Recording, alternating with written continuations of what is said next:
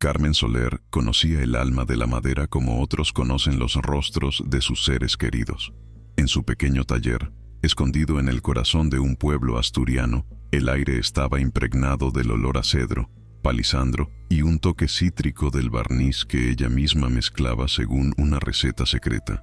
Cada mañana comenzaba de la misma manera, con un silencio interrumpido únicamente por el raspado rítmico de la rasqueta y el suave susurro del papel de lija acariciando las curvas de la madera. Para un observador externo, su trabajo podría parecer monótono, casi ascético, pero para Carmen era una forma de meditación, un ritual diario que afianzaba su existencia en un mundo que durante demasiado tiempo le había negado un terreno firme bajo sus pies. Sus manos, aunque marcadas por pequeñas cicatrices y callosidades de interminables horas de trabajo, se movían con la precisión de un cirujano y la ternura de una madre.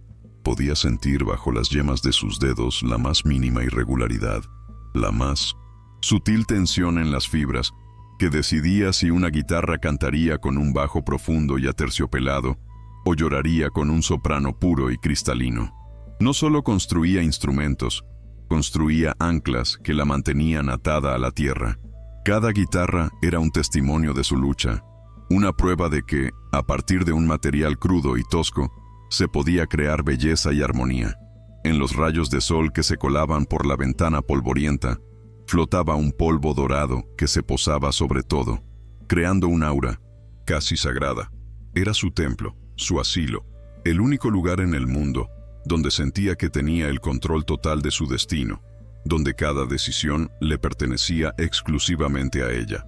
Por las noches, esas mismas manos que durante el día libraban una batalla con la dureza de la materia, cambiaban su propósito para convertirse en consuelo y refugio.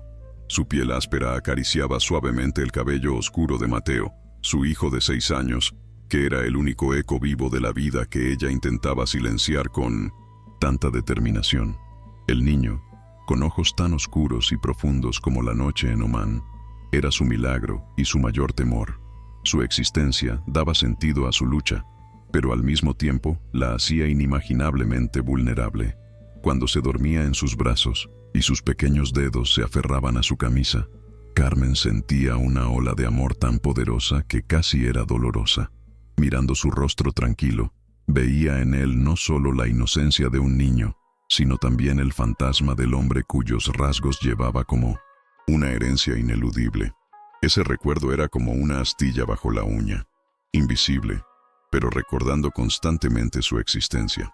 Criada en orfanatos, trasladada de un lugar a otro como un objeto no deseado, Carmen anhelaba para Mateo algo que ella nunca había experimentado: raíces. Quería que su infancia oliera a madera y a la tierra húmeda de Asturias, y no al aroma estéril de las instituciones. Cada céntimo ganado, cada noche en vela pasada sobre un nuevo encargo, todo era una inversión en el muro que construía alrededor de su pequeño mundo, un muro destinado a protegerlo de las sombras del pasado. Su vida en el pequeño pueblo perdido entre las verdes colinas transcurría al ritmo de las estaciones, inmutable y predecible. Carmen encontró la paz en esa simplicidad, en los rituales diarios que daban estructura y una sensación de seguridad a sus días. La niebla matutina elevándose sobre los pastos, el sonido de los cencerros de las vacas que regresaban, el olor a humo de las chimeneas, flotando en el aire fresco y húmedo. Todo esto se había convertido en parte de su identidad. Aprendió a apreciar las pequeñas cosas: el sabor del pan recién comprado en la panadería local, el calor del sol en su rostro durante un breve descanso del trabajo, la sonrisa cordial de una vecina que a veces le traía una cesta de verduras de su jardín. Era una existencia completamente diferente a la que había conocido antes. El anonimato de Madrid, el brillo y la falsedad del mundo en el que conoció al padre de Mateo. Aquella vida era como una fiebre, llena de colores vivos, sonidos fuertes y promesas vacías. Aquí, en Asturias, todo era sobrio, real y duradero. Esa monotonía, que para otros podría ser aburrimiento, para ella era un lujo. Era una frágil fortaleza de paz, construida con determinación y la necesidad de olvidar. Cada día sin una carta, sin una llamada telefónica, sin un visitante inesperado, era una victoria. Cada atardecer que podía ver con Mateo en el umbral de su pequeña casa era la prueba de que huir había sido la decisión correcta. Sin embargo, el pasado nunca muere del todo. Hiberna, esperando el momento adecuado para despertar. A veces, cuando Carmen abría una lata de cera cara e importada para pulir, su exótico aroma la transportaba por un momento de vuelta a Madrid. Regresaba el recuerdo de una exclusiva subasta de arte, el brillo cegador de las lámparas de araña de cristal y el murmullo de conversaciones en varios idiomas. Fue allí donde lo vio por primera vez. Kellen Altanón no era simplemente un hombre, era un fenómeno, una fuerza de la naturaleza vestida con un traje impecablemente cortado. Su presencia llenaba la sala, atrayendo miradas y acallando susurros. Lo que le cautivó no fue la belleza de ella, sino la pasión con la que hablaba sobre la restauración de un viejo violonchelo. Vio en ella un espécimen raro, una artista independiente y orgullosa que no se doblegó ante su riqueza. Se convirtió en su mecenas, prometiendo financiar el Pinsen-200 taller de sus sueños. Sin embargo, su apoyo era como una jaula de oro, hermosa, pero limitante. Pronto comprendió que para él no era una compañera, sino el trofeo más preciado de su colección. Su mundo, regido por las férreas reglas de la tradición y el poder absoluto, comenzó a asfixiarla. Él no entendía su necesidad de libertad. En su cultura, la mujer era un adorno, un símbolo de estatus. Cuando descubrió que estaba embarazada, se dio cuenta de una verdad aterradora. Su hijo no sería el fruto del amor, sino un heredero más en una dinastía, criado según las mismas reglas inflexibles que la aprisionaban. Y entonces, huyó. Esa ilusión de seguridad, cuidadosamente construida, se hizo añicos una lluviosa tarde de martes. El sonido que la destruyó no fue fuerte ni dramático. Fue el murmullo silencioso, casi discreto, del motor de un coche que no encajaba en ese lugar. En el camino embarrado, acostumbrado a tractores y furgonetas viejas, se detuvo un reluciente sedán negro, tan ajeno a ese paisaje como una nave espacial. Carmen, que justo en ese momento ajustaba el mástil de una nueva guitarra, se quedó paralizada con la herramienta en la mano. Su corazón, que normalmente latía rítmicamente como un metrónomo, de repente comenzó a golpear en su pecho con un ritmo de pánico. A través de la ventana, vio a un hombre con un traje perfectamente cortado bajarse del coche. Sus zapatos, a pesar del barro, permanecían impecablemente limpios. Se movía con la seguridad de alguien que nunca ha tenido que pedir permiso. No llamó a la puerta. Simplemente se paró en la entrada abierta del taller y su sombra cayó sobre el instrumento inacabado, apagando su cálido brillo de madera. El hombre no se presentó. No era necesario. En su mano sostenía un elegante maletín de cuero, del que extrajo un único y grueso sobre. Lo colocó sobre la mesa de trabajo, justo al lado de los cinceles de precisión de Carmen. Su voz, cuando finalmente habló, era tranquila e impasible, lo que la hacía aún más siniestra. El señor Kellen Altanón le envía sus saludos. Ese nombre, susurrado durante años, solo en sus peores pesadillas, ahora pronunciado en voz alta en su santuario, la heló hasta los huesos. Antes de continuar y ver cómo Carmen se enfrenta al fantasma del pasado que acaba de aparecer en su puerta, hagamos una breve pausa. Historias como esta tocan fibras profundas en nuestras almas, obligándonos a reflexionar sobre nuestras propias elecciones y miedos. Me gustaría hacerles una pregunta. ¿Creen que es posible reconstruir una vida de tal manera que el pasado nunca nos encuentre? Compartan sus reflexiones en los comentarios de abajo. Tengo una inmensa curiosidad por conocer sus opiniones. Si relatos como este, llenos de profundidad emocional y dilemas morales, resuenan con ustedes, por favor, suscríbanse al canal y activen la campanita de notificaciones. Es la única manera de asegurarse de no perderse ninguna nueva historia transformadora que contamos aquí. Y quédense conmigo hasta el final, porque la forma en que Carmen decide luchar y el secreto que descubrirá cambiarán por completo las reglas de este juego. El final de esta historia realmente los sorprenderá. En cuanto el sedán negro desapareció tras la curva y el sonido de su motor se disolvió en el murmullo de la lluvia, Carmen sintió que las piernas le fallaban. Se dejó caer en el taburete más cercano y los cinceles que hasta hacía un momento sostenía con tanta seguridad se le cayeron de las manos y rodaron por el suelo de madera con un tintineo metálico. Ese sonido fue como una grieta en el caparazón de silencio que había construido a su alrededor. Miró su taller, el lugar que era su mundo entero, su fortaleza y su santuario, y por primera vez no vio en él un refugio, sino una trampa. Cada rincón, cada viga del techo, cada plantilla cuidadosamente colgada en la pared, todo parecía ahora frágil e ilusorio, como un decorado de teatro a punto de derrumbarse. El aire, normalmente impregnado del reconfortante olor a madera, se había vuelto pesado y sofocante, como si el nombre de Kaylen hubiera succionado todo el oxígeno. Su primer pensamiento, lleno de pánico, fue para Mateo. Estaba en la escuela, en un entorno seguro y familiar, pero en ese momento, la distancia de unos pocos kilómetros le parecía un abismo traicionero. Necesitaba verlo, tocarlo, sentir el latido de su corazón junto al suyo para creer que esta pesadilla aún no era una realidad. Con manos temblorosas, cogió el teléfono, pero sus dedos no lograban marcar el número. Miró el sobre que yacía sobre la mesa. Ese trozo de papel rectangular, tan elegante e inocente, era como una citación del mismo diablo, la promesa del caos que estaba a punto de irrumpir de nuevo en su vida. Después de una hora que pareció una eternidad, se obligó a actuar. Sabía que ignorar la amenaza no la haría desaparecer. Con una fría determinación, nacida de años de lucha por la supervivencia, se acercó a la mesa y abrió el sobre. No, contenía una carta, ni una amenaza, ni una propuesta. En sus manos se deslizó un lujoso y grueso folleto, impreso en un papel tan liso que parecía casi sedoso. En la portada, un título en letras doradas decía: Complejo Cultural y Artístico Altanón en Asturias. Ante sus ojos aparecieron visualizaciones por ordenador de un proyecto que se iba a construir en los vastos terrenos adyacentes a su pueblo. Era un monstruo arquitectónico, una gigantesca estructura de vidrio, acero y piedra pulida que parecía una nave espacial que hubiera aterrizado por error en medio de un paisaje bucólico.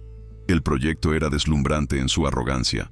Salas de conciertos con una acústica perfecta, galerías de arte, un hotel de lujo e incluso un instituto para promover la artesanía tradicional, incluida la lutería. Carmen leyó sobre filantropía, sobre la inversión en la región, sobre la creación de empleo y sobre el diálogo entre culturas. Pero ella vio la verdad oculta detrás de esas hermosas palabras. No. Era un gesto de generosidad. Era una máquina de asedio. Kaylen no tenía la intención de derribar la puerta de su fortaleza.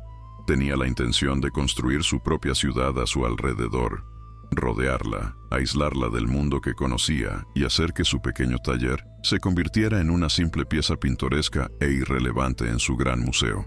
La estrategia de Kaylen fue mucho más sofisticada y cruel de lo que Carmen podría haber imaginado.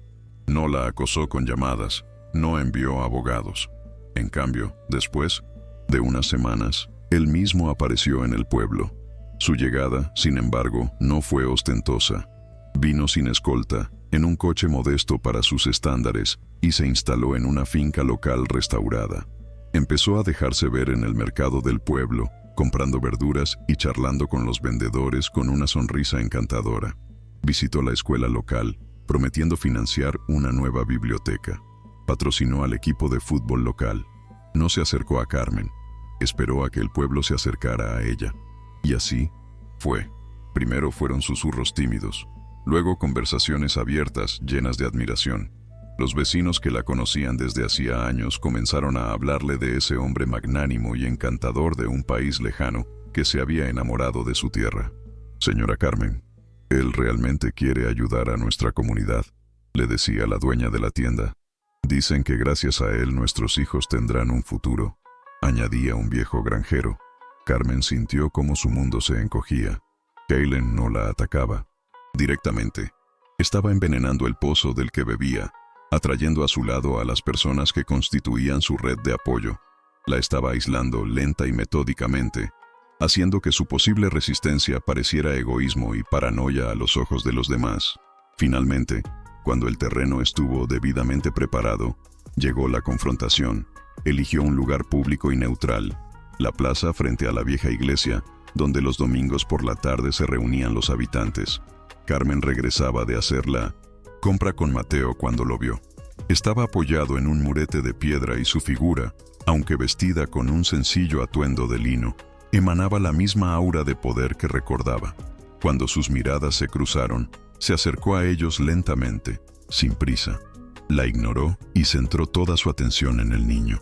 Se agachó para estar a la altura de los ojos de Mateo y sonrió. Era una sonrisa capaz de desarmar a los negociadores más duros. «Eres aún más maravilloso de lo que había imaginado», dijo en voz baja, con una voz cálida y melodiosa. Solo entonces miró a Carmen, y en sus ojos no había triunfo, sino una tristeza cuidadosamente representada. «He cambiado, Carmen. Los años sin ti y sin él me han enseñado lo que es realmente importante. No quiero quitar nada, solo quiero dar. Quiero darle el legado que se merece, y quiero darte a ti la libertad para que puedas crear sin preocuparte por el mañana». Sus palabras eran como miel mezclada con veneno. Cada frase estaba precisamente construida para golpear sus puntos más sensibles, el futuro de su hijo y su pasión. Se fue de allí con el corazón latiendo como un loco, arrastrando a un Mateo desconcertado que no dejaba de mirar hacia atrás, al hombre misterioso. Su respuesta pública fue fría y breve, pero por dentro se libraba una verdadera batalla. Las palabras de Kaylen, aunque sabía que eran una manipulación, habían sembrado en su alma una semilla de inquietud. Regresó al taller, al olor a madera y a las herramientas familiares, pero por primera vez no le trajeron consuelo. Miró sus manos, las facturas sobre el escritorio, las modestas condiciones en las que vivían. Siempre había estado orgullosa de su independencia, de que todo lo que tenía lo había construido ella misma. Pero ¿no era ese orgullo una forma de egoísmo? Tenía derecho, en nombre de sus propios miedos y de un pasado herido, a negarle a su hijo una vida con la que ella ni siquiera podía soñar. La idea de las mejores escuelas, de los viajes, de la seguridad financiera que Kaylen podía proporcionar a Mateo con una sola firma, era como el canto de una sirena, tentador y peligroso. Empezó a dudar. ¿Serían suficientes su amor y su vida modesta pero honesta para protegerlo del mundo? Kaylen no necesitaba encerrarla en una jaula de oro. Le bastó con mostrarle su existencia, y ella misma comenzó a preguntarse si las puertas de su propia jaula de madera no estarían, por casualidad, abiertas. Kaylen, un maestro de la guerra psicológica, sabía que después de Minandechint, sembrar la duda debía seguir una fase de consolidación del poder. Pocos días después de su encuentro, otro mensajero llegó al taller de Carmen. Esta vez no con un folleto de lujo, sino con un documento oficial de un bufete de abogados de Madrid. El lenguaje del documento era frío, impersonal y preciso. No contenía amenazas, sino un laberinto de párrafos y cláusulas que se enroscaban alrededor de su vida como una serpiente constrictora. Era una solicitud formal para el establecimiento de la paternidad y la concesión de derechos parentales a Kaylen Altagnon. El escrito enumeraba con una precisión pedante los beneficios que Mateo recibiría tras ser reconocido oficialmente como heredero: acceso a un fondo fiduciario, derecho a la herencia, ciudadanía de Omán y la posibilidad de estudiar en las instituciones más prestigiosas del mundo. Todo se presentaba como una necesidad lógica e irrefutable, un acto de máxima preocupación por el bienestar del niño. Mientras leía aquellas frases, cuidadosamente formuladas, Carmen sintió que su pequeño taller se encogía hasta el tamaño de una celda. La habían arrastrado a un campo de batalla cuyas reglas desconocía. Sus armas, cinceles y cepillos, su sensibilidad para el alma de la madera, eran inútiles aquí. Aquí solo contaban el dinero, la influencia y abogados despiadados para quienes la justicia era una mercancía. Kaylen no necesitaba encarcelarla físicamente. La estaba encerrando en una red legal de la que no había escapatoria. Simultáneamente al ataque legal, la presión social se intensificó. La noticia de la noble oferta de Kaylen se extendió por el pueblo como la pólvora.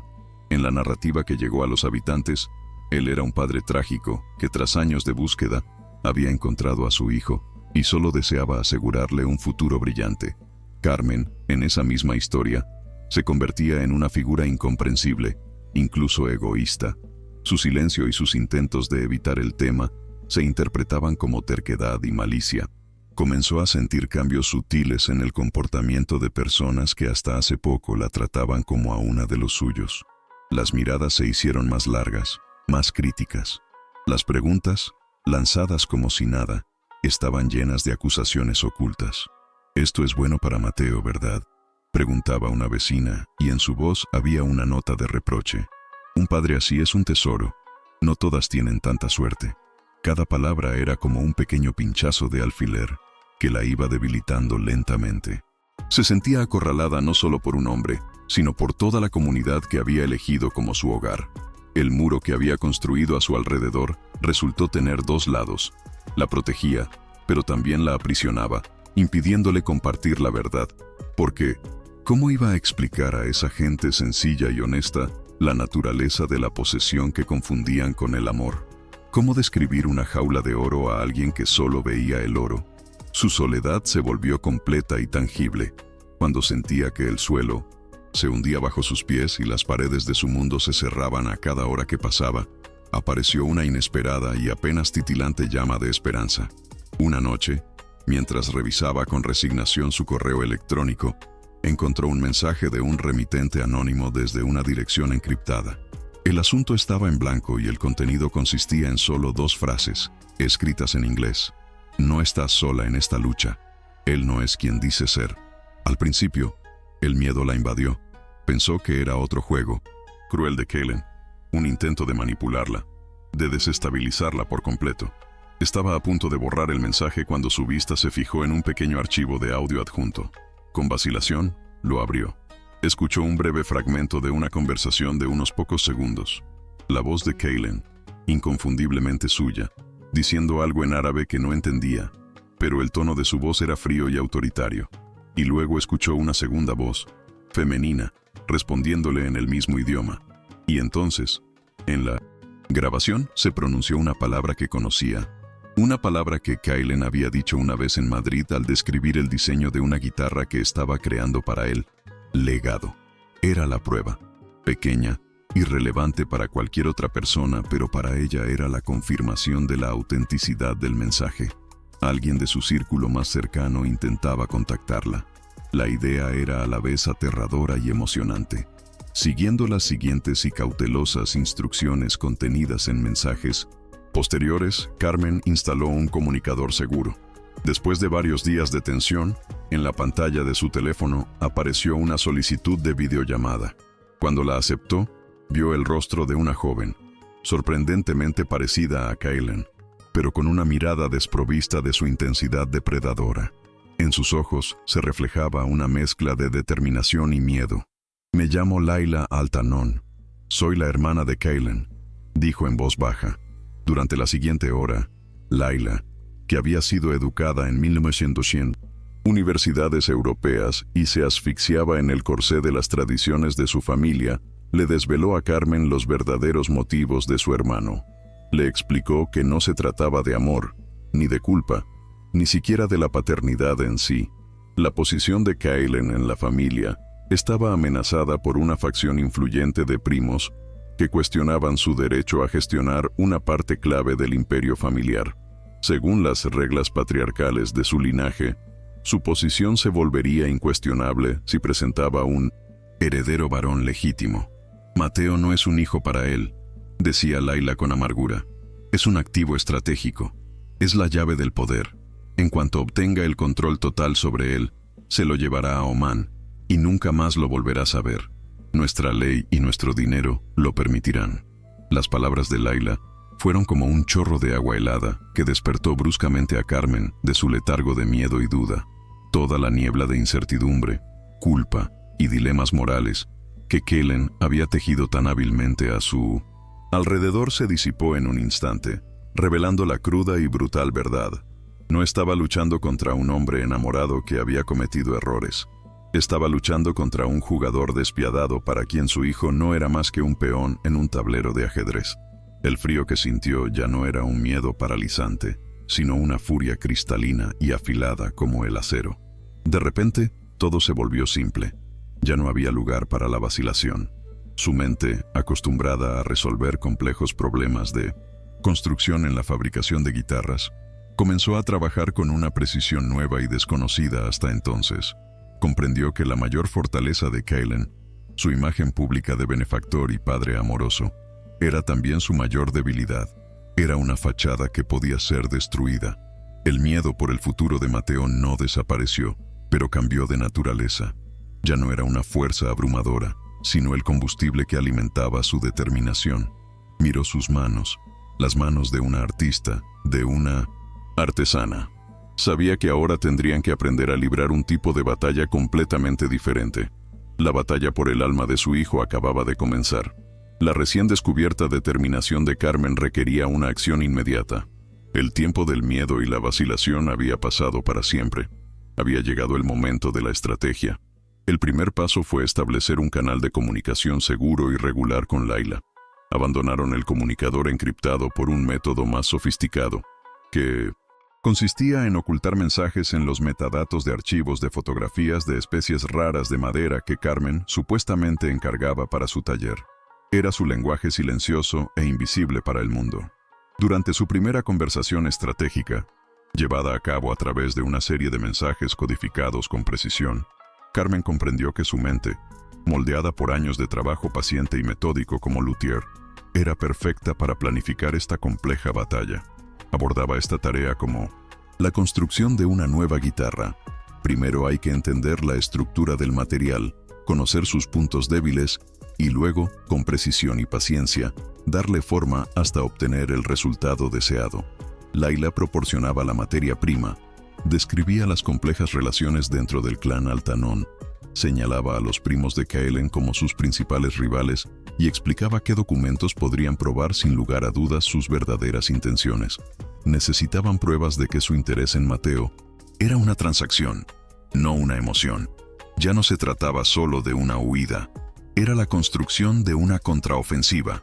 Al mismo tiempo, Layla llevaba una doble vida que ponía sus nervios a la prueba más dura. Para su familia, y especialmente para Kaelen, era la hermana leal, aunque un poco demasiado europeizada, que finalmente comenzaba a comprender la seriedad de los deberes dinásticos. Participaba en las cenas familiares en su palacio de Mascate, donde el aire estaba cargado del olor a incienso y tensiones no expresadas. Tenía que escuchar con una sonrisa como Kaelen, con un falso orgullo paternal, hablaba a los ancianos del clan sobre sus planes para el hijo encontrado, presentándolo como un regalo del destino que consolidaría su linaje. Cada una de esas palabras era como una bofetada para ella. Su papel consistía en hacer preguntas inocentes, sugerir temas que obligaran a su hermano a revelar más detalles de su plan en conversaciones con abogados o asesores financieros. Cada dato que obtenía, el número de cuenta del fondo fiduciario creado para Mateo, una copia de la correspondencia con un internado inglés, la grabación de un fragmento de conversación en la que Kellen llamaba a su hijo una garantía, era como una piedra arrancada del muro de su fortaleza. Se jugaba todo, su seguridad, su posición e incluso su libertad. Sabía que si su traición salía a la luz, su familia nunca la perdonaría. Pero en el rostro de Carmen y en el destino del pequeño Mateo veía el reflejo de su propio anhelo de libertad, y eso le daba fuerzas. El punto de inflexión llegó una noche cuando Carmen recibió un archivo llamado Palo de Rosa, brasileño, especificación técnica.tpg. Tras decodificar los metadatos, ante sus ojos apareció el escaneo de un documento que le heló la sangre en las venas. Era un memorando interno preparado por el principal asesor financiero de Kaelen para el consejo familiar. El documento, con un lenguaje frío y corporativo, analizaba la cuestión del heredero, exclusivamente en términos financieros y estratégicos. En él, a Mateo se le denominaba activo dinástico, The Dynastic Asset, cuyo reconocimiento formal aseguraría el control del paquete mayoritario de Altagnon Construction para la siguiente generación y neutralizaría las reclamaciones de la rama rival del linaje. No había ni una sola palabra sobre un niño, la paternidad o la familia. Era un cálculo frío, un plan de negocios en el que su hijo desempeñaba el papel de elemento clave en una adquisición hostil. Carmen leyó el documento una y otra vez, y cada letra quemaba en su corazón los últimos vestigios de cualquier recuerdo cálido de Kaylen. El hombre que una vez le susurró palabras tiernas y admiró su talento ya no existía. Había sido reemplazado por un estratega corporativo para quien su hijo era solo una partida en el balance. Esta prueba era su escudo y su espada. Era algo tangible que podía presentar en un tribunal, una verdad contundente que podía desmoronar la imagen, cuidadosamente construida de su enemigo. Comprendió que su abogado local, a pesar de sus mejores intenciones, no podría hacer frente a la maquinaria legal de Kaylen. Necesitaba a alguien experto en derecho de familia internacional, alguien que no temiera enfrentarse a multimillonarios. Laila, a través de sus contactos europeos, le recomendó discretamente a Sofía Vargas, una legendaria abogada madrileña, conocida por llevar casos que nadie más quería. La primera reunión tuvo lugar en su minimalista despacho con vistas a los tejados de Madrid. Carmen, ya no como una víctima asustada, sino como una clienta decidida, puso sobre la mesa la copia impresa del memorando. Con calma y objetividad, relató toda la historia, desde la subasta de arte hasta el proyecto filantrópico en Asturias. Sofía Vargas escuchaba en silencio, y sus ojos inteligentes y penetrantes no se apartaron ni un momento del rostro de Carmen. Cuando Carmen terminó de hablar, la abogada se quedó mirando el documento durante un largo rato. Finalmente, levantó la vista y en sus ojos, por primera vez durante la reunión, apareció un destello de interés depredador. «Bueno», dijo lentamente, y su voz sonó como el acero. «El señor Altanón se ha construido un hermoso monumento de bronce. Veremos qué le parece cuando descubra que por dentro está hueco y hecho de arcilla. Aceptamos el caso». En ese momento, Carmen sintió que, por primera vez en muchos meses, no estaba sola. Tenía una aliada. Mientras tanto, Kaylen, ajeno a la guerra subterránea que se libraba contra él, continuaba con la ejecución de su plan con una confianza inquebrantable. Las obras del complejo cultural avanzaban a toda máquina. Organizó una gran ceremonia para la colocación de la primera piedra, a la que invitó a las autoridades locales y a los medios de comunicación. En su discurso, retransmitido por la televisión regional, habló de construir puentes entre culturas, del respeto a la tradición y del futuro que quería regalar a la tierra que le había dado el don más preciado, su hijo. Su imagen pública era impecable. Era un visionario, un filántropo y un padre paciente que esperaba con dignidad a que la madre de su hijo comprendiera qué era lo mejor para él. Carmen observaba todo esto desde la distancia, con una fría calma. Cada día trabajaba en su taller, y el sonido de los cepillos y las rasquetas era constante y rítmico. Los vecinos, al ver su serenidad, susurraban entre ellos que quizás finalmente estaba cediendo, que entendía que no tenía otra opción. No sabían que la paz en su taller ya no era la paz de la resignación, sino la calma que reina en el ojo del huracán. Cada movimiento de sus manos, cada pieza de madera cuidadosamente cortada para una nueva guitarra, era un acto de concentración y preparación para la tormenta que se avecinaba. Sabía que Kaylen, embriagado por su propio poder, la subestimaba, y ese iba a ser su mayor error. Había llegado el momento de llevar la guerra a territorio enemigo. Bajo la dirección de Sofía Vargas, la estrategia de Carmen dejó de ser reactiva para volverse proactiva. En lugar de esperar el siguiente movimiento de los abogados de Kaylen, ellas golpearon primero.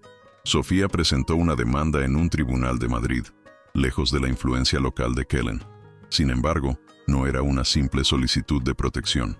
Era un escrito magistralmente redactado que acusaba a Kaylen Altanón de acoso psicológico persistente, intento de obtener los derechos parentales bajo falsos pretextos y uso de su posición económica para ejercer una presión indebida.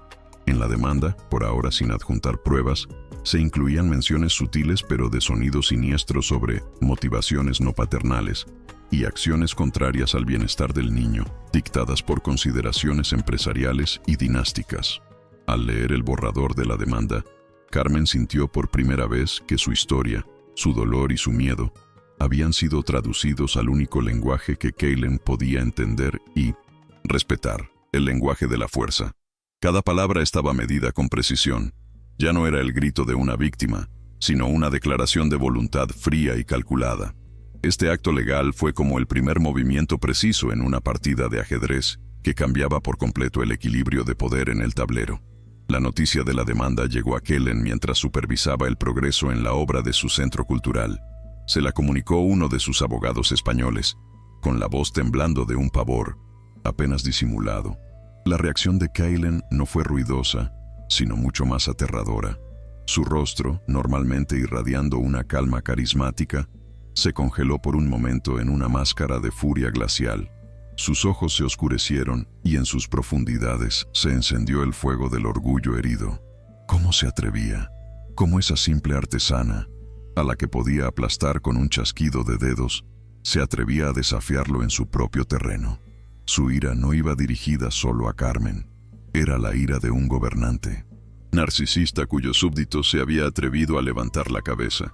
Convocó inmediatamente a su equipo legal, dando órdenes breves y siseantes por teléfono. No le interesaban los matices legales, quería que la destruyeran. Exigió que se presentara una contrademanda que la presentara como una madre emocionalmente inestable, que actuaba en perjuicio de su propio hijo. En su mente no había lugar para el compromiso. Ya no era un juego por su hijo. Era una guerra personal por el honor y la dominación, y no tenía intención de perderla. Su arrogancia no le permitió ver que había caído directamente en la trampa tendida por Sofía Vargas. Provocado, comenzó a actuar de manera predecible y agresiva. Sofía, sin embargo, sabía que la batalla en los tribunales era solo uno de los frentes. La verdadera guerra se libraba en la esfera pública, donde Kellen hasta ahora había sido intocable. Había llegado el momento de derribar su monumento. Actuando con precisión quirúrgica, organizó una filtración anónima a uno de los periodistas de investigación más respetados de España, un hombre conocido por no temer a los poderosos e influyentes. No le entregó el memorando completo. Eso habría sido demasiado arriesgado y podría considerarse ilegal. En cambio, el periodista recibió en un sobresellado una única página redactada del documento, en la que se veían las frases clave: activo dinástico, neutralización de reclamaciones y aseguramiento del paquete mayoritario. Junto a ella, había una breve carta anónima que vinculaba estos términos con la construcción del centro filantrópico en Asturias y la repentina aparición de un hijo perdido. Para Carmen fue la decisión más difícil. Temía a los medios, temía exponer su vida y la de Mateo a la vista del público. Pero Sofía fue inflexible. Estamos luchando contra un mito, Carmen. Y los mitos solo pueden derribarse contando la historia real más fuerte. Con el corazón encogido, pero con plena confianza en su abogada, Carmen aceptó dar este arriesgado paso. El artículo apareció en la edición dominical de un periódico de tirada nacional y fue como una bomba de relojería. Escrito de manera equilibrada y objetiva, no lanzaba acusaciones directas, sino que planteaba una serie de preguntas incómodas. ¿Por qué un magnate omaní invierte cientos de millones de euros en un pequeño y olvidado pueblo? ¿Cuál es la verdadera conexión entre esta inversión y un hijo ilegítimo encontrado de repente? ¿Por qué en los documentos internos de su empresa, a los que tuvo acceso el autor, se hace referencia al niño en términos empresariales? El artículo citaba fuentes cercanas a la familia Altagnón, anónimas que mencionaban tensiones internas y una lucha por la sucesión. En cuestión de horas, la historia fue recogida por portales de internet y redes sociales. La poderosa maquinaria de relaciones públicas de Kellen, acostumbrada a crear la realidad, por primera vez tuvo que defenderse. En el pueblo reinaba la consternación. Los habitantes, que hasta hace poco miraban con admiración la obra en construcción, ahora la observaban con creciente recelo. Los susurros de admiración se convirtieron en susurros de duda. El mito del filántropo comenzó a resquebrajarse. Kellen se encontró en una situación que no conocía ni entendía. Él, que siempre lo había controlado todo y a todos, de repente perdió el control de la narrativa. La contrademanda agresiva que había ordenado a sus abogados, a la luz del nuevo artículo, ya no parecía la defensa de un padre herido, sino un intento de silenciar a una mujer que podría saber la verdad.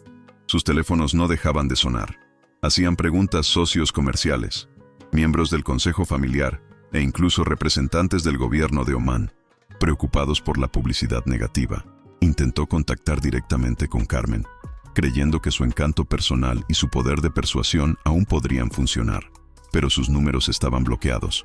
Solo recibió un breve y oficial correo electrónico de Sofía Vargas, informándole que cualquier intento de contactar con su clienta sería tratado como acoso y adjuntado al expediente del caso. Por primera vez en su vida, Kaylen probó el sabor de la impotencia. Comprendió que ya no luchaba solo contra Carmen, luchaba contra un enemigo invisible, contra una estrategia inteligente y despiadada que anticipaba cada uno de sus movimientos. Esa asimetría, esa incapacidad de identificar y dominar al adversario, lo estaba volviendo loco. Ya no era el cazador. Se había convertido en la presa. Golpeado por un flanco cuya existencia ni siquiera sospechaba, Kaylen decidió volver a la táctica que nunca le había fallado, el uso de una fuerza financiera abrumadora. Entendía que su imagen había sido dañada y su posición legal debilitada, pero en su mundo casi todos los problemas tenían un precio. Ordenó a sus abogados que prepararan una propuesta de acuerdo que no tanto pretendía resolver la disputa como aplastar la resistencia de Carmen bajo el 1900 peso de una generosidad inimaginable. La oferta que llegó al escritorio de Sofía Vargas fue asombrosa. Kaylen le proponía a Carmen una renta vitalicia de 7 cifras, la financiación total y expansión de su taller hasta convertirlo en una marca internacional, y la compra de cualquier propiedad en España que deseara. Para Mateo, se crearía un fondo fiduciario que lo convertiría en uno de los niños más ricos de Europa.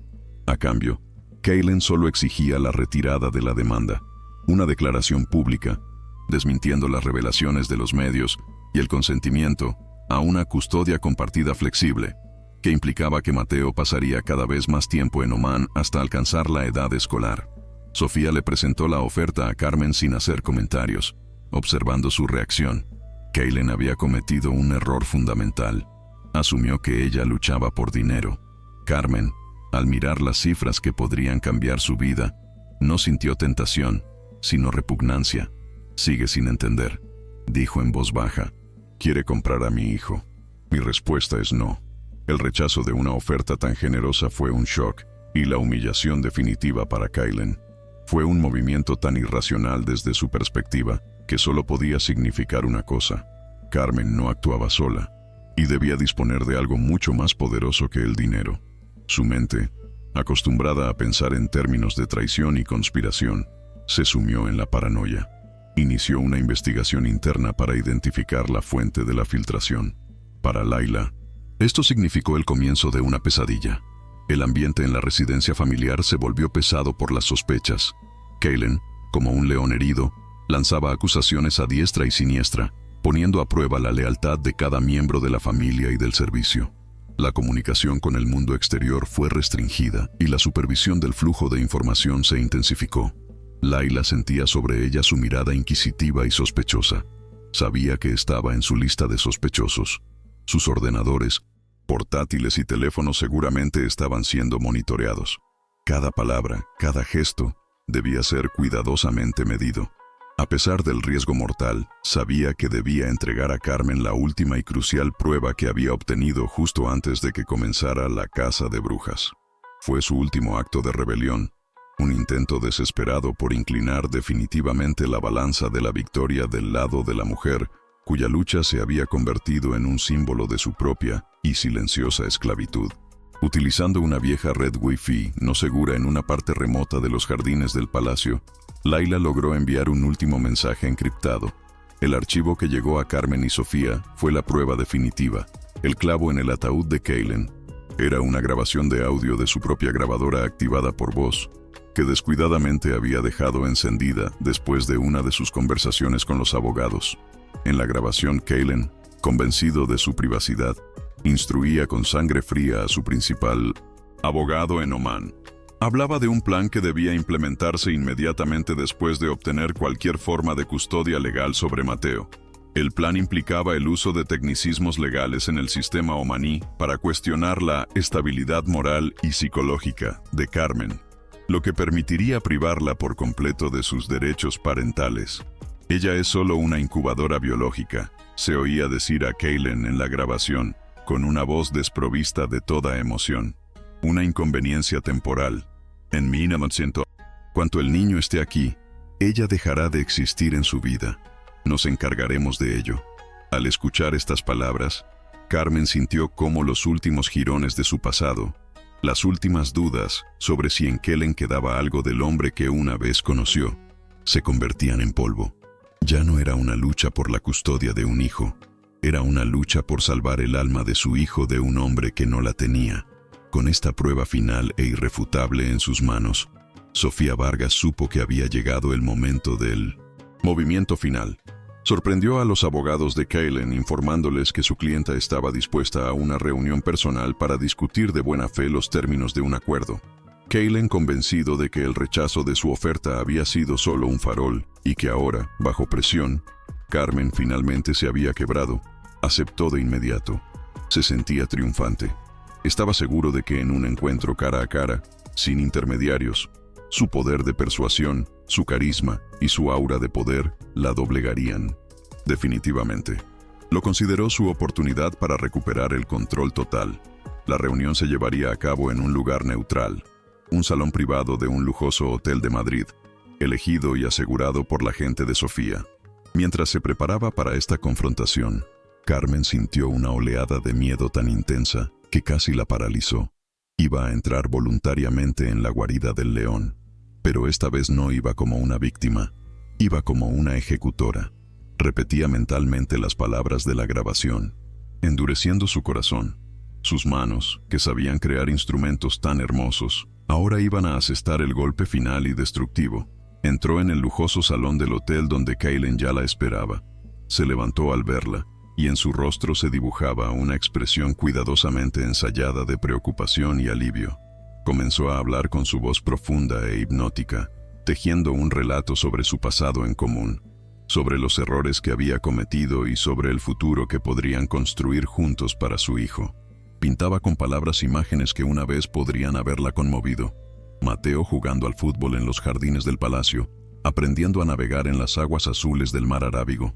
La trataba como a una oveja descarriada que el buen pastor devuelve al camino correcto. Y Carmen escuchaba. No lo interrumpió, no lloró, no gritó.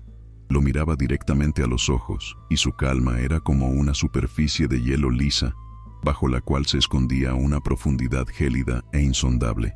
Su silencio, su absoluta falta de reacción a su teatro emocional, comenzó a inquietarlo. Su torrente de palabras se volvía cada vez más nervioso, y en su voz apareció una nota de irritación. Cuando finalmente se calló, esperando su capitulación, un denso silencio se apoderó de la habitación.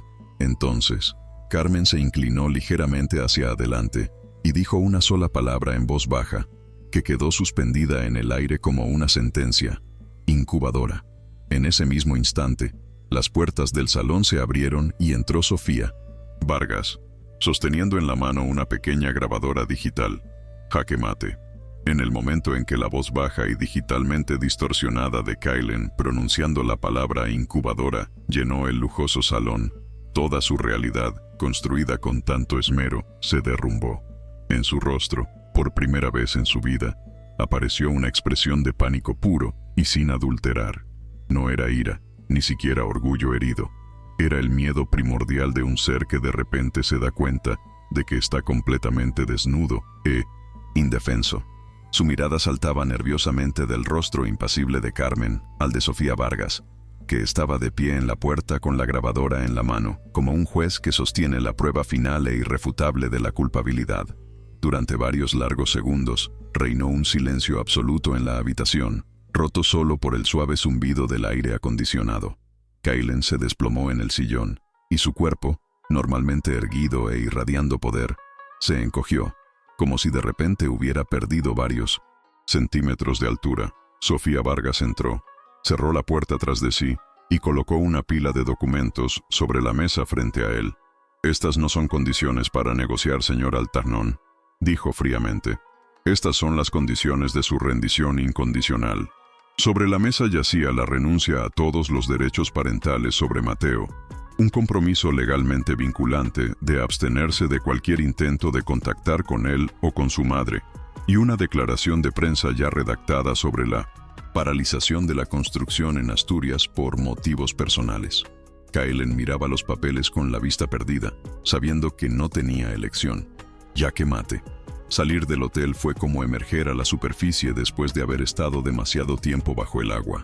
El bullicio de la calle madrileña, los claxones de los coches, las risas de los transeúntes, todo le llegaba a Carmen como a través de una gruesa capa de algodón. La adrenalina que la había mantenido en vilo durante las últimas semanas se disipó de golpe, dejando tras de sí un vacío profundo, casi doloroso, y un agotamiento abrumador. La victoria no tenía sabor a euforia. Era pesada y amarga. Había ganado, sí, pero ¿a qué precio? Para vencer al monstruo, tuvo que aprender a pensar como él, a convertirse en una estratega, en alguien frío y calculador. Tuvo que cambiar el calor de su taller por la atmósfera estéril de los despachos de abogados y las habitaciones de hotel. Esta lucha le había arrebatado una parte de su inocencia, una parte de esa confianza en el mundo que tan desesperadamente había intentado reconstruir en sí misma. Se detuvo en una esquina, mirando su reflejo en el escaparate de una tienda.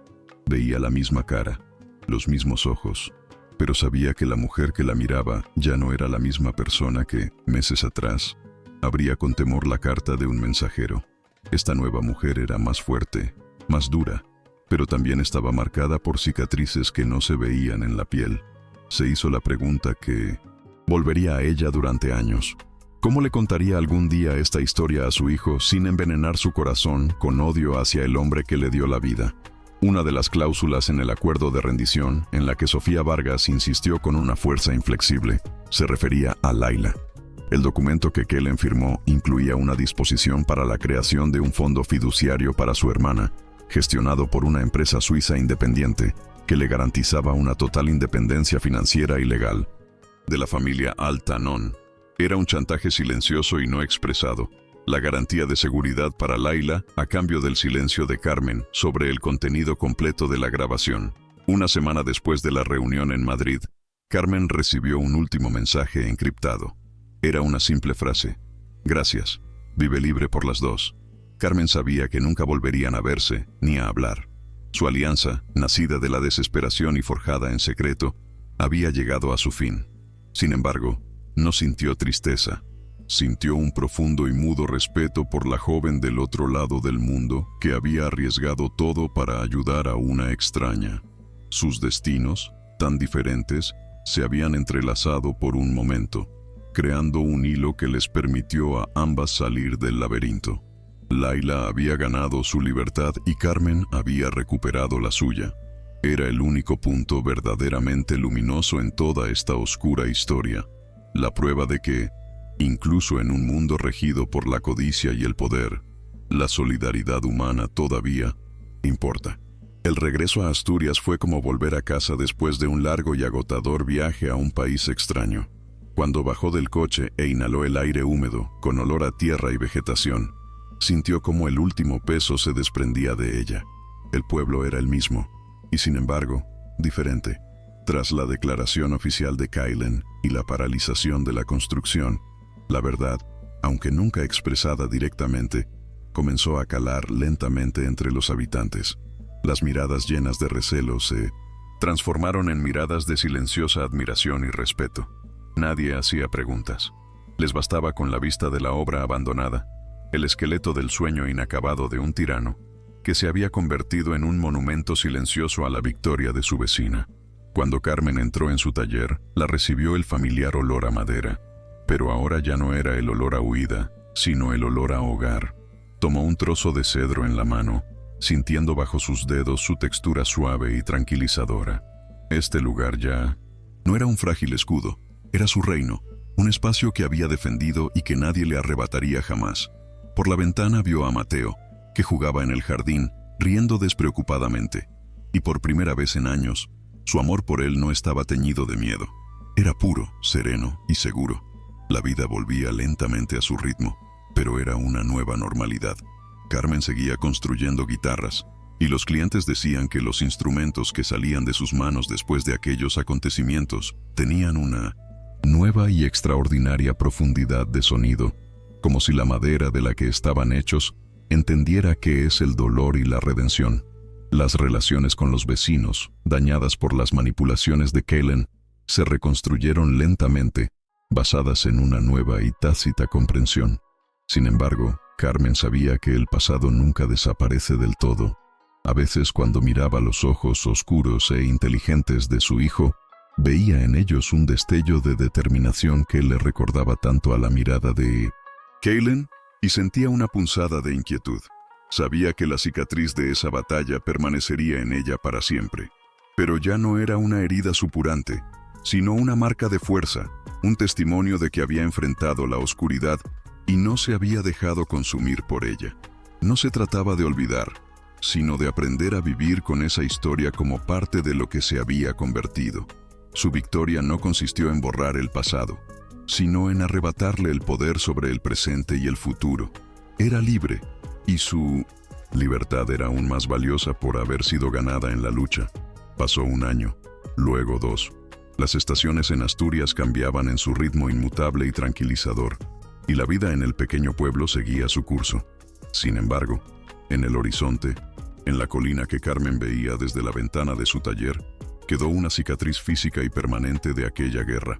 El esqueleto inacabado del Centro Cultural de Kaylin se erigía como un monumento a un imperio caído. Los cimientos de hormigón y las varillas de acero que debían convertirse en un símbolo de su poder, ahora eran un testimonio de su derrota.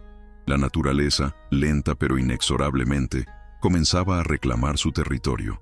Enredaderas silvestres trepaban por las vigas de acero, y en los huecos de los ascensores, las golondrinas habían hecho sus nidos.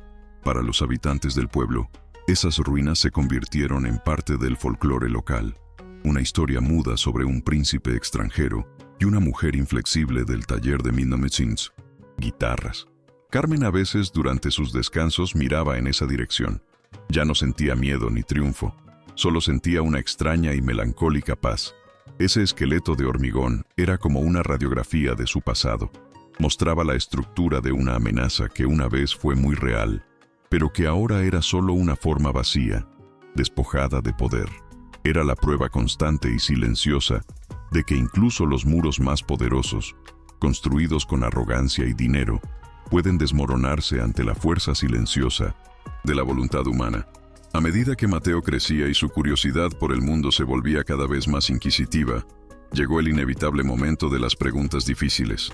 Comenzó de forma inocente, observando a sus compañeros en la escuela.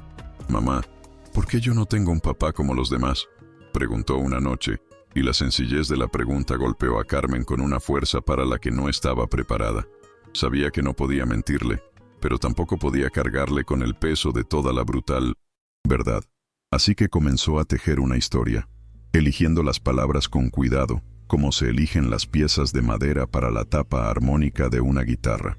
Le habló de un hombre de un país muy lejano, de otro mundo, con otras reglas, donde ser un hijo significaba algo completamente diferente a ser un niño amado.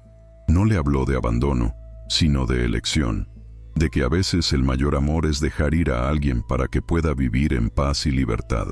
No mencionó el nombre de Kaylin, no habló de odio, ni de lucha. Habló del valor que se necesitó para elegir para ellos esa pequeña casa, ese taller y esa vida que olía a madera y a lluvia. Mateo escuchaba con seriedad, y en sus ojos oscuros se vislumbraba un atisbo de comprensión. Carmen sabía que era solo el comienzo de una larga conversación que duraría toda su vida, pero había plantado en él una semilla de verdad que lo fortalecería, no que lo envenenaría. Un día de otoño, varios años después de la confrontación en Madrid, el cartero trajo una pequeña caja de madera con un remitente en Suiza. Dentro, sobre un forro de terciopelo rojo oscuro, yacía un objeto que hizo que el corazón de Carmen se detuviera por un instante. Era una daga tradicional omaní, un khanjar, con una empuñadura de plata y ébano intrincadamente tallada. No había carta, ni mensaje, pero Carmen lo supo. Era un telegrama mudo de Laila, una última y discreta señal de aquel otro mundo. No era un regalo de amistad, sino más bien un artefacto del campo de batalla, un símbolo de su silenciosa alianza. Carmen la sostuvo en sus manos durante un largo rato, sintiendo el frío del metal y la suavidad de la madera. El objeto era una paradoja, hermoso y mortalmente peligroso, un símbolo de la cultura que casi la destruyó y al mismo tiempo un regalo de la persona que la ayudó a sobrevivir. No la guardó en el fondo de un armario, pero tampoco la expuso a la vista de todos. encontró un lugar para ella dentro de un viejo baúl tallado en su taller, junto a sus herramientas y plantillas más preciadas. Allí yacía, oculta pero presente, como un complejo secreto del que era la única guardiana. Le recordaba que el mundo no es blanco y negro, y que incluso en el corazón de un imperio hostil se puede encontrar un aliado inesperado en la lucha por la libertad. El cambio que se produjo en Carmen se expresó plenamente en su trabajo. Las guitarras que creó después de aquellos acontecimientos eran diferentes. Siempre habían sido técnicamente perfectas, pero ahora habían ganado algo que no se podía medir ni describir: un alma. Una vez, un famoso guitarrista de flamenco que le había encargado un instrumento la llamó después de recibirlo. Su voz estaba llena de asombro. «Señora Carmen», dijo, «esta guitarra llora y ríe conmigo. Tiene duende, ese espíritu oscuro que he buscado toda mi vida. ¿Cómo lo hace?». Carmen no supo qué responderle. Solo sabía que el dolor, el miedo, la determinación y la salvación final se habían transferido de alguna manera, inexplicable desde su corazón, a través de sus manos, a las fibras de la madera. Su taller dejó de ser solo un lugar de trabajo y refugio. Se convirtió en un espacio alquímico, donde las emociones más pesadas de la experiencia humana se transmutaban en la pura belleza del sonido. Ya no necesitaba contar su historia con palabras. La contaba con cada guitarra que enviaba al mundo, y su música llevaba el eco de la batalla que libró y ganó. Su arte se convirtió en su testimonio definitivo. Durante 1907, uno de sus raros viajes a Madrid, quedó para tomar un café con Sofía Vargas. Su relación, nacida en el fragor de la batalla, con el tiempo se transformó en una amistad silenciosa basada en el respeto mutuo. Estaban sentadas en una pequeña cafetería, y el bullicio de la ciudad tras la ventana servía de telón de fondo para su tranquila conversación. Sofía hablaba de nuevos casos, de otros potentados arrogantes que creían que el mundo les pertenecía. «Pero tu historia fue diferente», dijo, mirando a Carmen con atención. «La mayoría de la gente en tu situación acaba por quebrarse, acepta el dinero. Tú nunca, ni por un momento, perdiste de vista por lo que realmente luchabas». Carmen sonrió levemente, porque sabía que si perdía, no solo perdería a mi hijo, sino también a mí misma, respondió. «Esa lucha, a pesar de todo el dolor, me permitió entender finalmente quién soy. La verdadera libertad no es la ausencia de muros a tu alrededor, sino la fuerza para decidir por ti misma cuáles vale la pena construir y cuáles derribar». En esas palabras residía toda la sabiduría que había adquirido. Su victoria no fue un acto único, sino el comienzo de una nueva forma de vida, una vida consciente de su propia fuerza y fragilidad a la vez, con la profunda convicción de que lo más valioso que se puede poseer es el derecho a ser el autor de tu propia historia. Con el paso de los años, la historia de Kaylen Altagnon se convirtió en una especie de leyenda silenciosa en el pueblo. Un cuento, susurrado a los recién llegados con una copa de sidra local. La forma en que la comunidad percibía a Carmen también cambió. Ya no era solo una talentosa artesana, ni mucho menos una madre soltera con un pasado misterioso. Se convirtió en un símbolo silencioso de fuerza y resistencia, la prueba viviente de que su pequeña y unida comunidad había sabido resistir la invasión de un mundo poderoso y ajeno. Este recién descubierto respeto no se expresaba con palabras, sino con pequeños gestos cotidianos. El panadero siempre le guardaba a Mateo la hogaza más caliente. El viejo pescador le traía a Carmen las mejores piezas de su captura, y durante la fiesta anual del pueblo, era su guitarra la que animaba la celebración. Y su música, tocada por artistas locales, resonaba entre las verdes colinas. La herida que las manipulaciones de Kaylen habían infligido en el tejido social había cicatrizado, dejando tras de sí un vínculo más fuerte y consciente.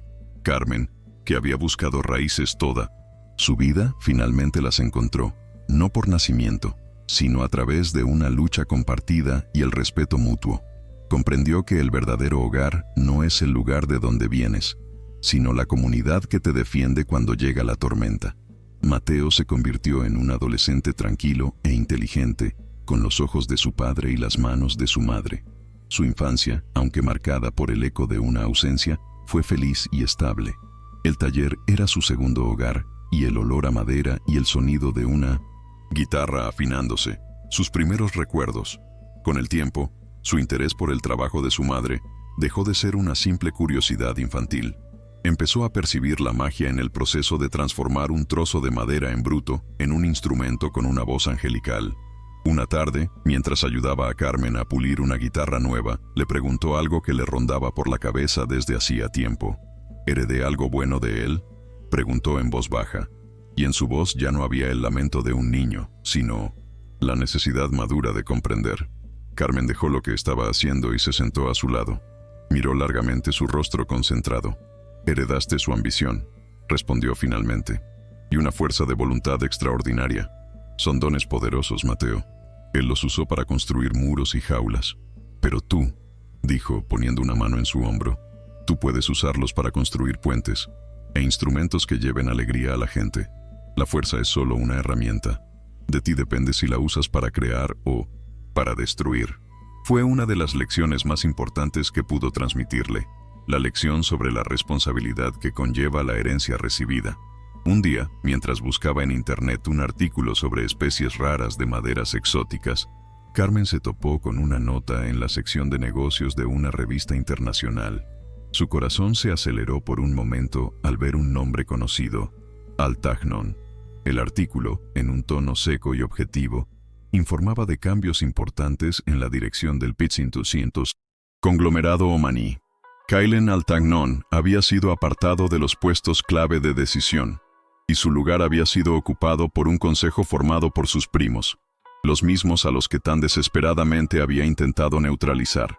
El autor del artículo mencionaba de pasada que la reputación de Kaylen en los círculos conservadores de la familia había quedado irremediablemente dañada por una fallida y costosa empresa y el escándalo personal asociado en Europa años atrás. Al leer estas palabras, Carmen no sintió satisfacción ni triunfo, solo sintió una profunda y melancólica paz. Su caída no era su venganza, era simplemente la consecuencia lógica de sus propias acciones, el resultado inevitable de la soberbia y la arrogancia. Ella no lo había destruido, simplemente había revelado la verdad, y la verdad había hecho el resto. Fue el cierre definitivo. Kaylen ya no era el monstruo de sus pesadillas, era solo un eco lejano, un personaje de una nota de negocios, un hombre que lo había perdido todo porque no supo distinguir entre poseer y amar. Una tarde, mientras terminaba de trabajar en una guitarra que iba a ser su obra maestra, Carmen experimentó un momento de profunda revelación. Pulía suavemente el barniz de la tapa armónica y en la superficie perfectamente lisa vio su reflejo.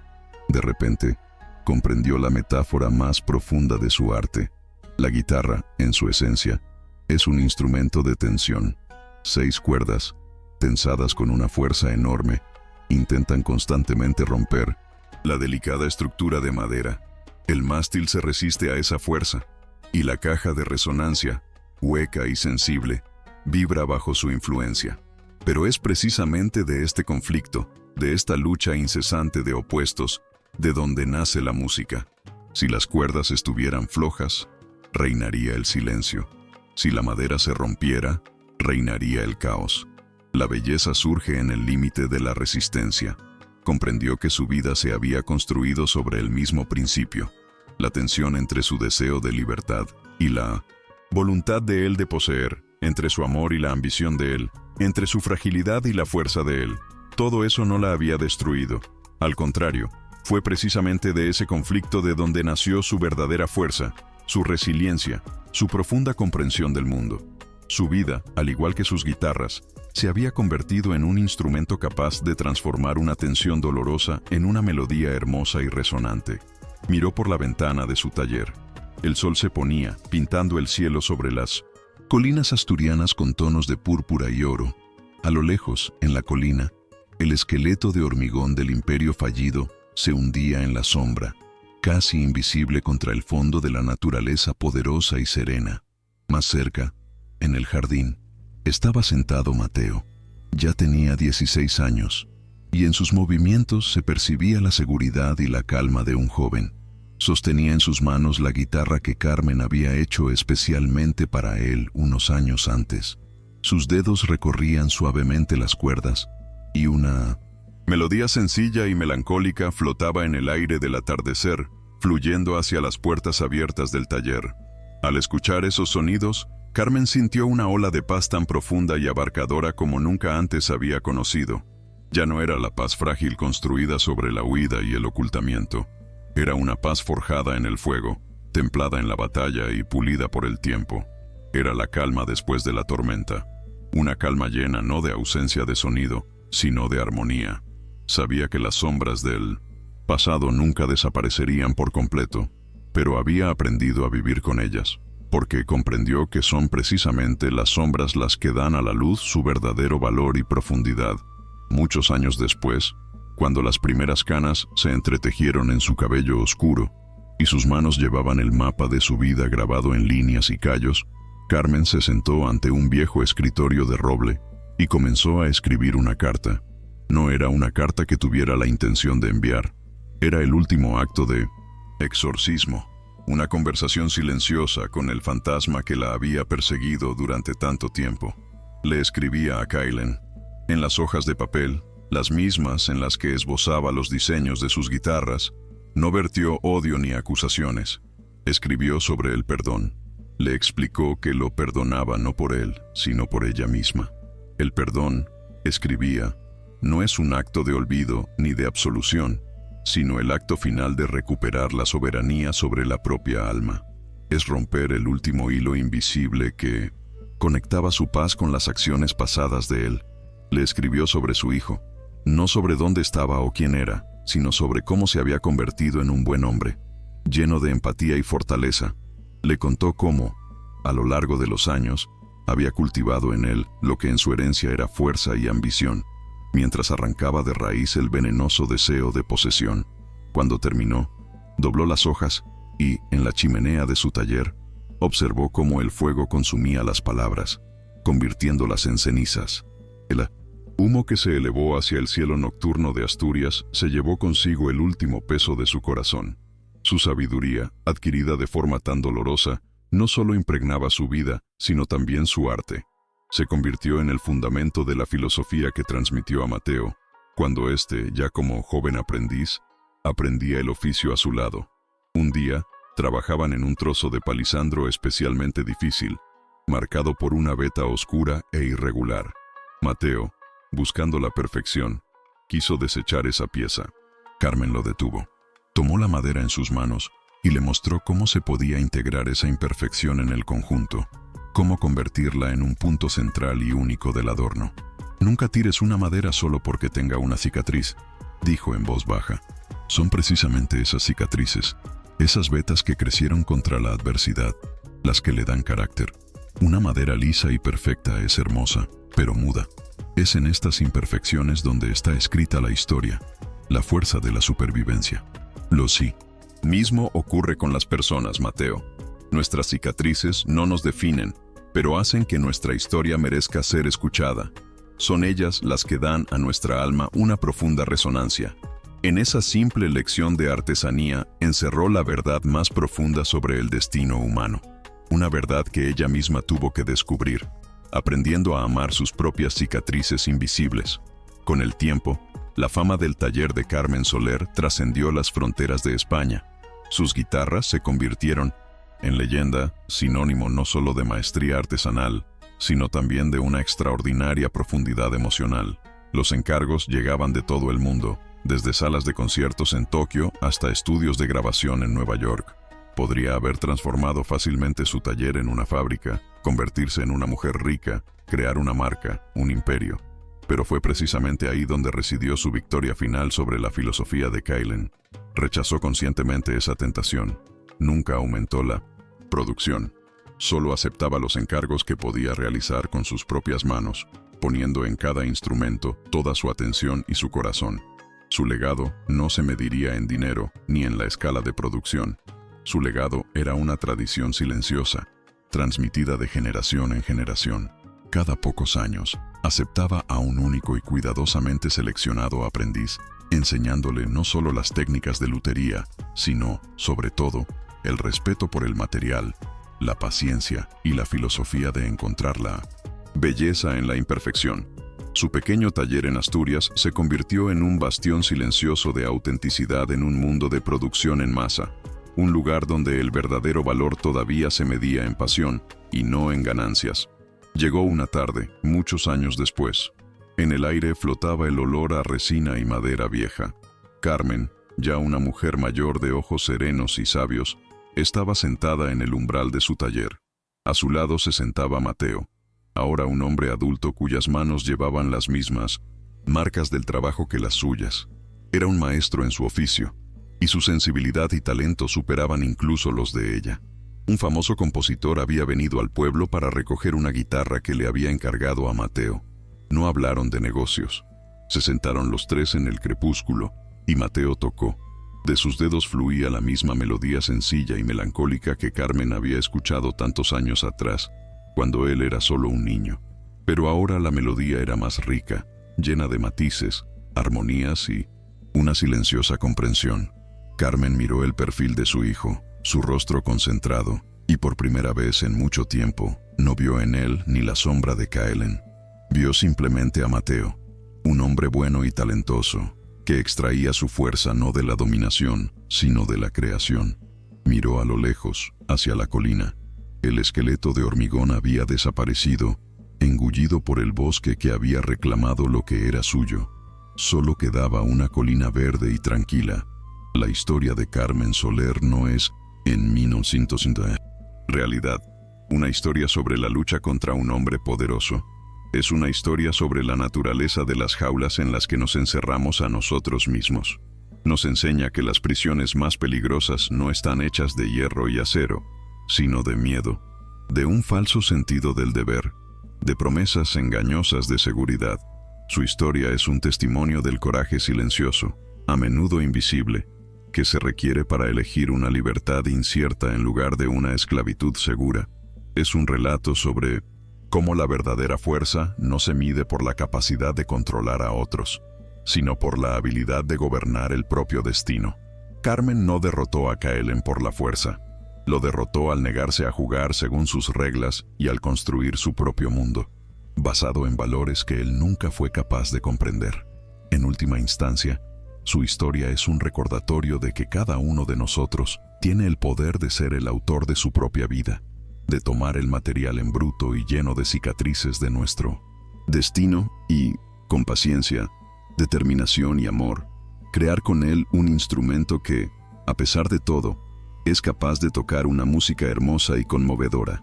La historia de Carmen ha llegado a su fin, pero sé que las emociones que ha despertado en nosotros permanecerán por más tiempo.